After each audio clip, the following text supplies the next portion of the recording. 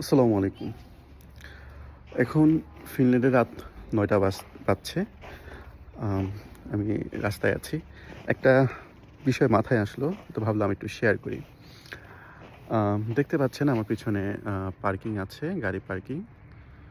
আম এটা হচ্ছে parking. এপাশেও parking আছে। আম একটা বিষয় আসলে যেটা বলার জন্য, কোনো সিসি ক্যামেরা নাই। পুরো এলাকায় কোনো সিসি ক্যামেরা নেই। আমার চোখে পড়েনি। আছে হয়তো বিল্ডিংয়ের নিচে ১ টা অথবা ২ টো করে আছে।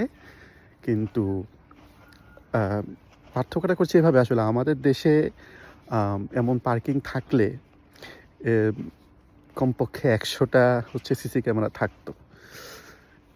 কিন্তু সিসি ক্যামেরা দিয়ে কি আসলে গাড়ি চুরি ঠেকানো যেত?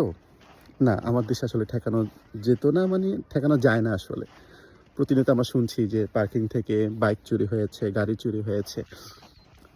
এটা আমাদের দেশে কমন। কিন্তু এখানে এত গাড়ি বলতে গেলে আসলে সবারই গাড়ি আছে, এখানে পার্কিং গাড়ি থাকে। সিসি ক্যামেরা নেই এবং কোনো নিরাপত্তা বাহিনী আশেপাশে নেই। কিন্তু এখানে গাড়ি চুরি হয় না। আম এর কারণটা কি?